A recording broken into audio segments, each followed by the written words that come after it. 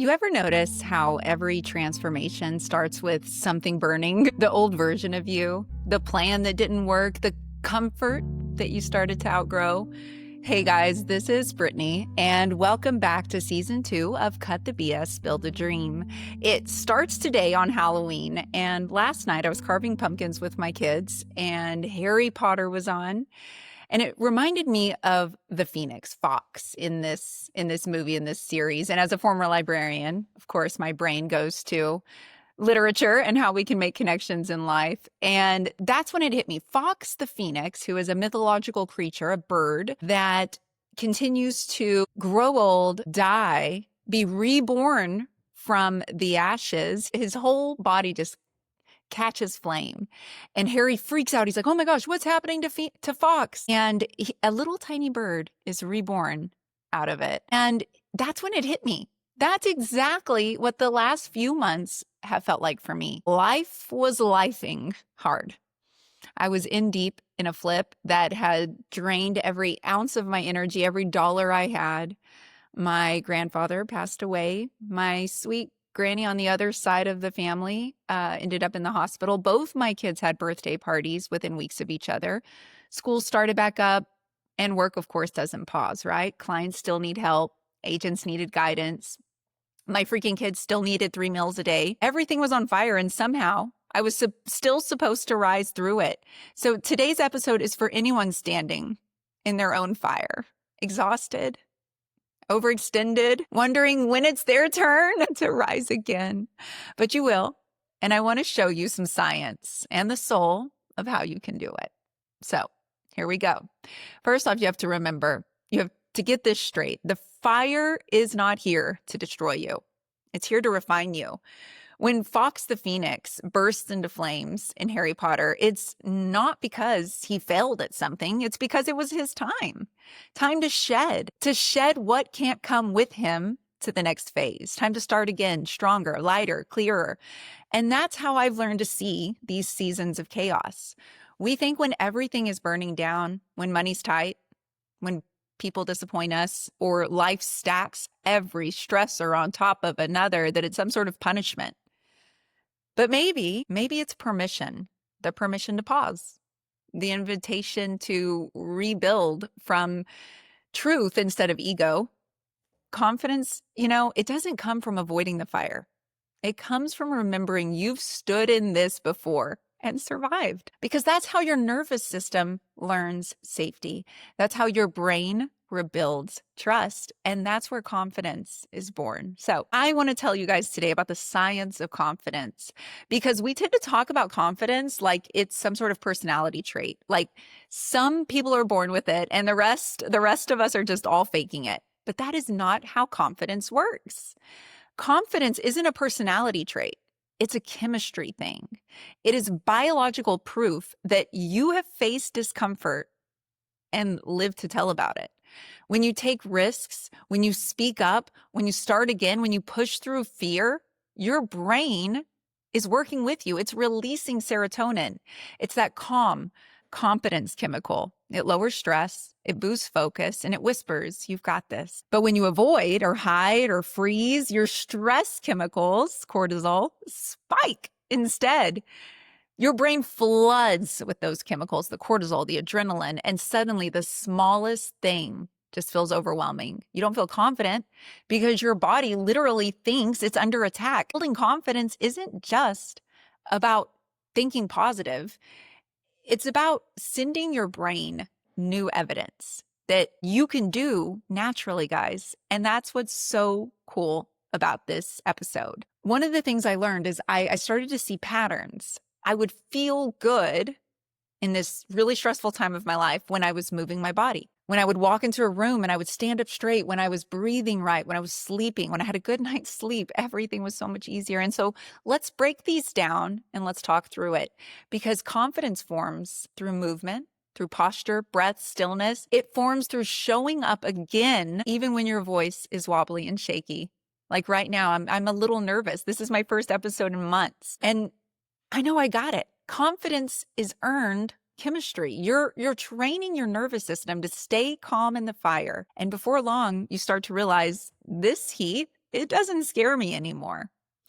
And Halloween, that's so neat that we're doing this episode today. Halloween always makes me think about masks.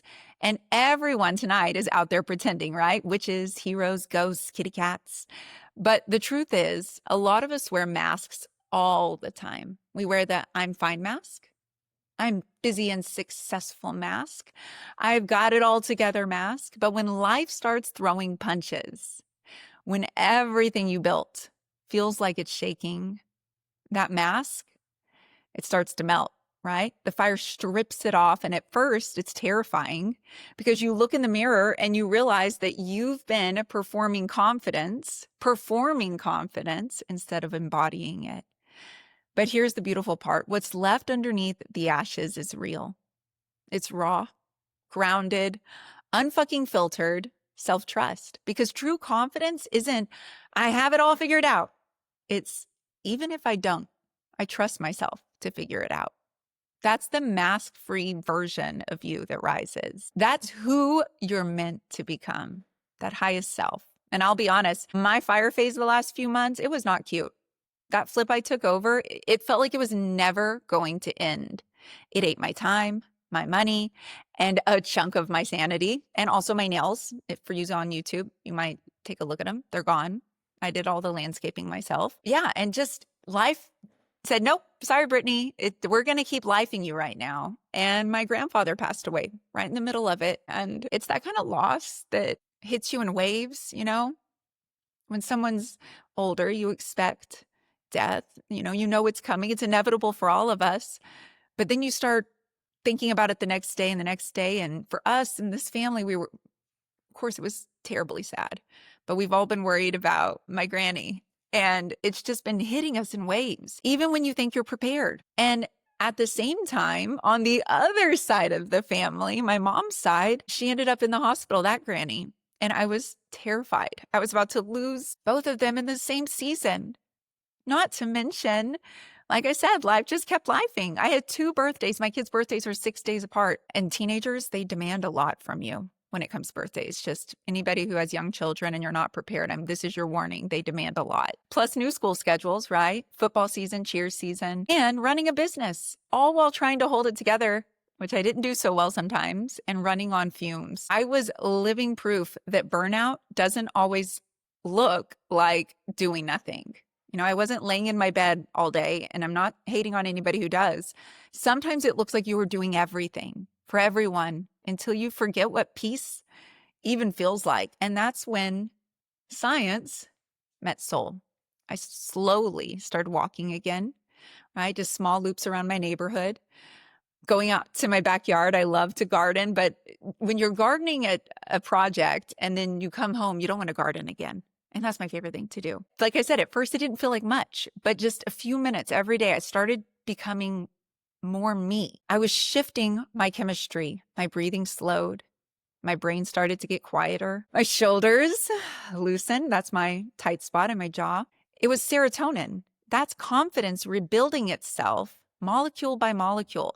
Sometimes healing doesn't look like a breakthrough, guys. It doesn't look like a walk, a deep breath. Then all of a sudden you're sleeping better and saying no to everything. It's more. It's truly breaking the pattern in your nervous system, because the truth is, if you can't rise like a phoenix, if you never stop fueling the fire that's burning you down, you cannot grow. And this is where confidence comes in, because when everything's chaotic, the first thing to go is confidence.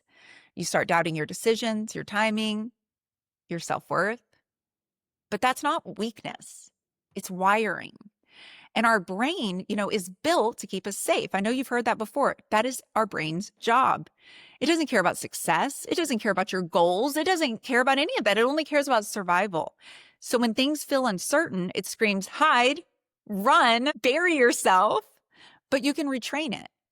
And that's what confidence really is. Not ignoring fear, but teaching your brain that you can survive fear and keep on going. And that's what I was doing. Every showing, every tough conversation, every night I stayed up crunching numbers or worrying about bills, my body was learning, I can stand in the fire. I can handle hard things. I can rebuild even here. And not every day was easy, There were nights that I would wake up at 2 or 3 in the morning and not be able to go back to sleep.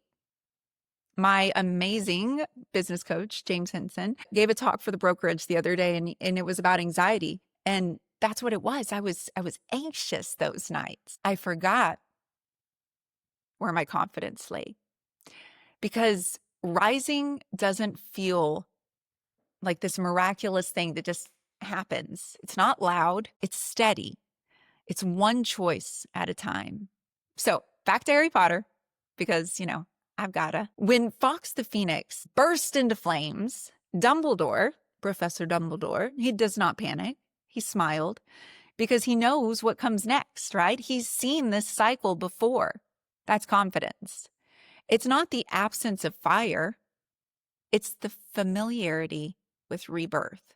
The people you look up to, right? The ones who seem unshakable, they're not untouched by pain. They've just learned how to rise faster every time they fall. And that's where you're headed to. So if you're in the fire phase right now, if you're holding too much, if life feels unfair, if the heat feels unbearable, don't just assume you're breaking.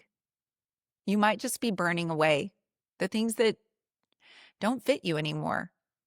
And let's just talk about rising for a second out of the ashes. Confidence doesn't come from perfection. It comes from repetition, from surviving your own seasons and realizing you don't need to wait for the world to calm down before you start again. You can rise right here, messy hair, swollen eyes and all. You can show up to your life even when it's not curated, when it's not perfect. You can trust your body is going to carry you through, even when your brain is tired. You can lead while you're still healing. You can build while you're breaking. And that's the beauty of the Phoenix, right? She doesn't wait for the flames to die down. She uses them instead. So tonight, while you are handing out candy or cleaning up the pumpkins that the neighborhood kids smashed, take a second to remember this. You are not behind. You are not broken. You are becoming. Sorry, just take that in for a second. Confidence isn't about never falling apart. It's about knowing you can rise every time you do. This is Cut the BS, Build the Dream. I'm Brittney. I am a single mom entrepreneur, a former librarian, and a woman who refuses to stay in the ashes. And I will leave you with this. The next time life sets your plans on fire, don't panic, whisper, perfect timing, because the Phoenix doesn't fear the fire. She's made of it. And now it's your turn. How are you going to cut the BS? The belief systems that no longer serve you, so that you can rise closer to your dream. Happy Halloween, guys.